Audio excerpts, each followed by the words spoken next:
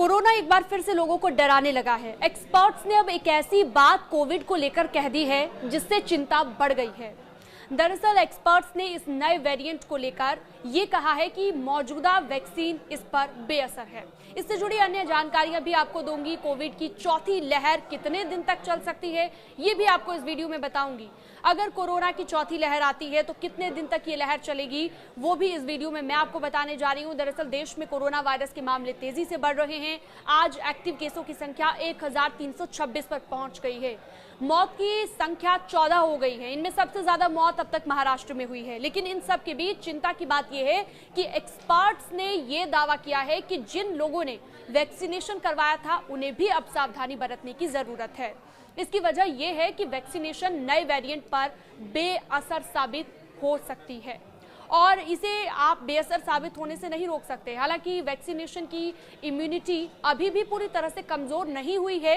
ये आपके शरीर को नए वेरिएंट से लड़ने में मदद जरूर करेगी, लेकिन पूरी तरह से कारगर साबित होगी ये कहना मुश्किल है। 2022 के बाद नए वेरिएंट की वजह से कोविड पेशेंट कई बार बढ़े, लेकिन कोई भी गंभीर स्थिति पैदा नहीं हुई। इसलिए आप ये कह सकते हैं कि इस बार भी बहुत ज्यादा परेशान होने की जरूरत आपको नहीं है। वहीं बीएचयू के प्रोफेसर ज्ञानेश्वर चौबे के मुताबिक भी एक अहम बात कही गई है कोविड की चौथी लहर को लेकर। उन्होंने कहा है कि उसका असर 21 से 28 दिन तक रह सकता है। ये दूसरी लहर की तरह जानलेवा साबित नहीं होगी, ये भी उन्होंने कहा है। इसके अलावा WHO की भी बात कर लेते हैं। वर्ल्ड हेल्थ ऑर्गेनाइजेशन ने भी इसे चिंताजनक नहीं माना है।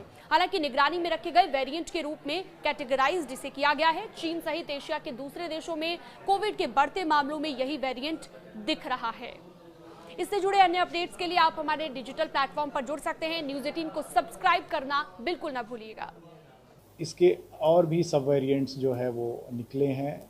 इसमें एक ख़ास चीज़ ये देखने को मिल रही है कि इनकी इन्फेक्टिविटी जो है 150% हायर है अपने पुराने वेरिएंट से, और ये ओमिक्रॉन का ही एक सब वेरिएंट है। तो ओमिक्रॉन के साथ एक पॉजिटिव चीज़ ये है कि ये हमारे अपर रेस्पिरेटरी ट्रैक्ट में इन्फेक्शन करता है, और इसको इन्फेक्शन होने से लोगों की सीवियरिटी कंपैरेटिवली अदर वेरिएंट्स के साथ अगर हम देखें, डेल्टा और बीटा के साथ, तो ये कम होती है, जैसा कि हम लोगों ने थर्ड वेव में इंडिया में देखा भी था। तो इस वेरिएंट के वजह से एक तरीके से सीवियरिटी हम ऑलरेडी देख चुके हैं। और चौथी चीज़ इसके साथ बहुत पॉजिटिव है कि इसका सबसे पहले आउटब्रेक जो है सिंगापुर में हुआ था।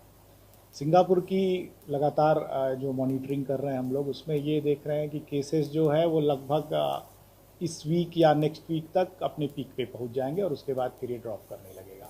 आप वहाँ अगर सीवियरिटी देखें तो लोग बिना मास्क के घूम रहे हैं, कोई बहुत सीरियस केस नहीं है। हाँ, कुछ लोग जो कि ऑलरेडी हॉस्पिटल में थे, जिनको कोई ना कोई बीमारी थी, या वो लोग जो बहुत ज़्यादा एज के हैं, उनको सीरियस इशू है। अदरवाइज़ और लोगों को कोई समस्या नहीं है। तो सिमिलर केसेस जो है वो यहाँ भी उम्मीद है।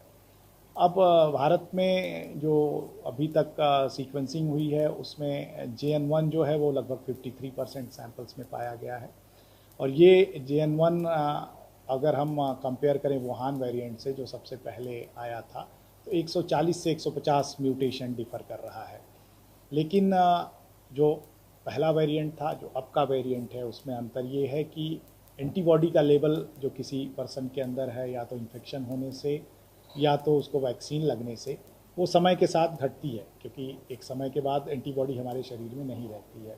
अब वो एंटीबॉडी का एक लेवल के बाद फिर से जो है पर्सन को इन्फेक्शन होने के चांसेस बढ़ जाते हैं।